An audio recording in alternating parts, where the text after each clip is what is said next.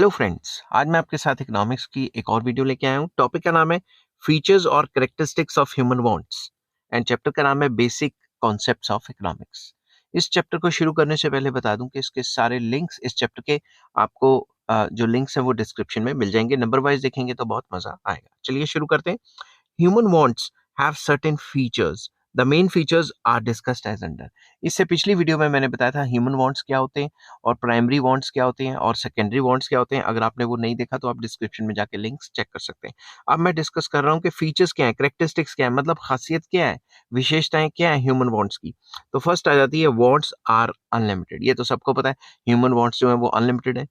The basic and the most important feature of human want is that they are unlimited or endless. ये कभी खत्म ही नहीं होती, unlimited wants है हमारी।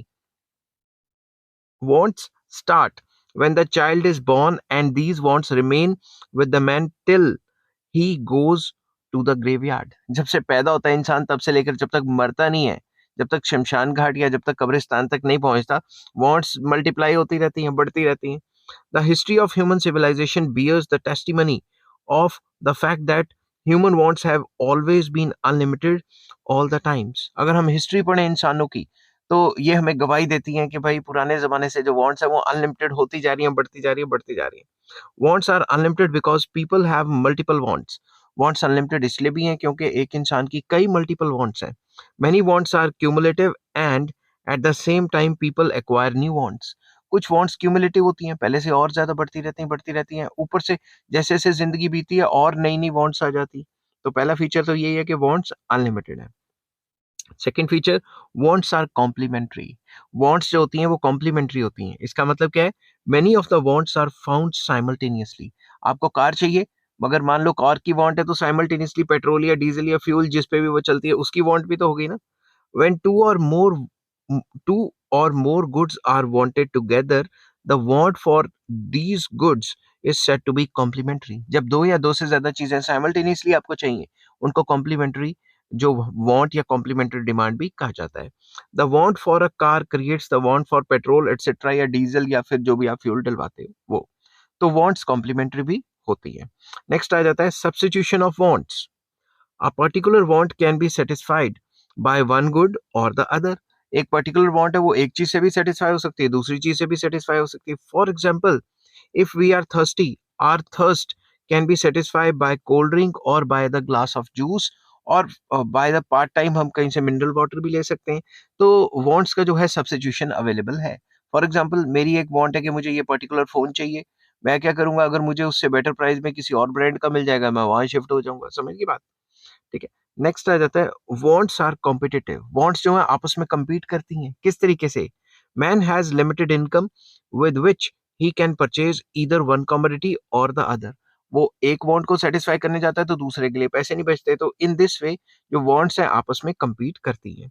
Therefore, these commodities will compete with each other. For example, if a student has rupees 1000 with him, he can spend it in a restaurant or opt for a movie or he can watch a cricket match in a stadium.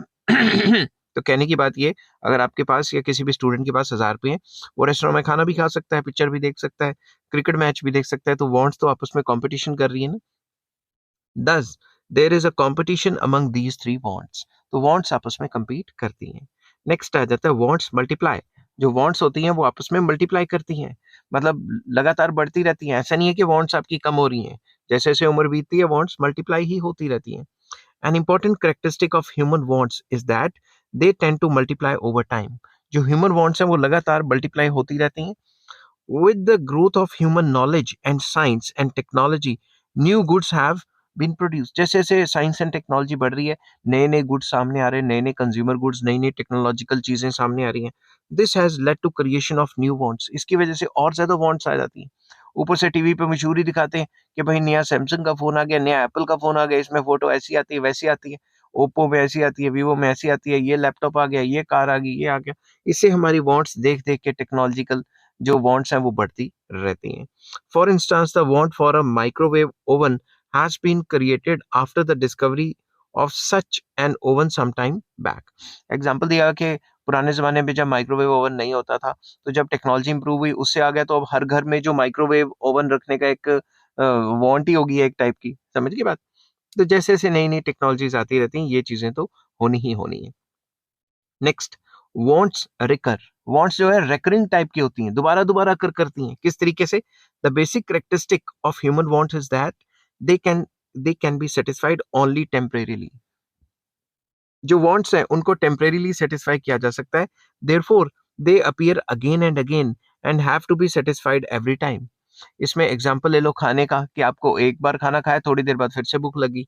Take the case of food, having a meal in the morning does not mean that we will not feel hungry in the evening. आपने सुबह खाना खा लिया इसका मतलब ये नहीं है शाम को या दोपहर को भूख नहीं लगेगी। So we need to have the meal once again. तो वांट्स जो है रिकर करती हैं, मतलब दोबारा-दोबारा आ जाती हैं। समझ गए बात?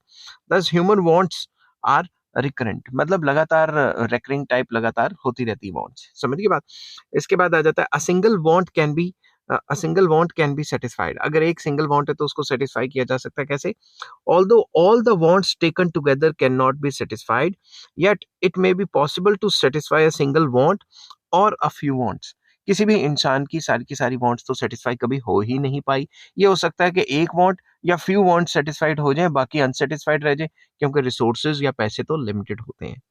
This is because the resources are insufficient to satisfy all the wants simultaneously.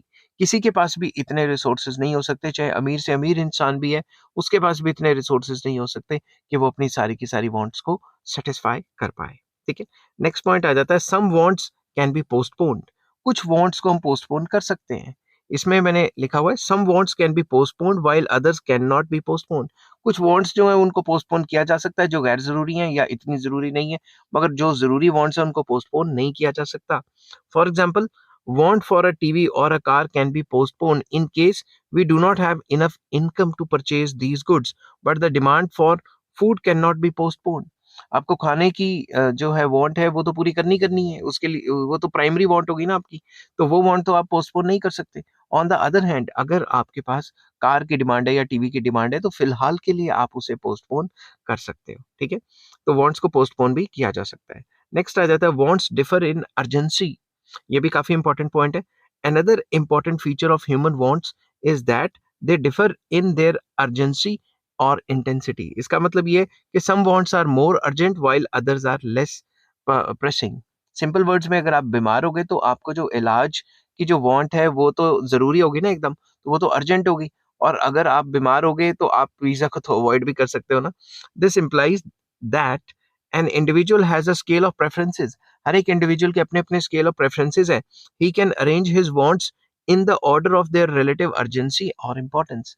हर एक इंसान अपनी वांट को एक ऑर्डर ऑफ प्रेफरेंसेस में देगा और सबसे पहले जो अर्जेंट वांट्स हैं उनको सेटिस्फाई करेगा और बाकियों को पोस्टपोन कर देगा। समझ की बात?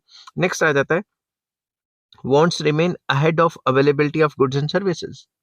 The hard truth of life is that human wants for, यहाँ आना था for,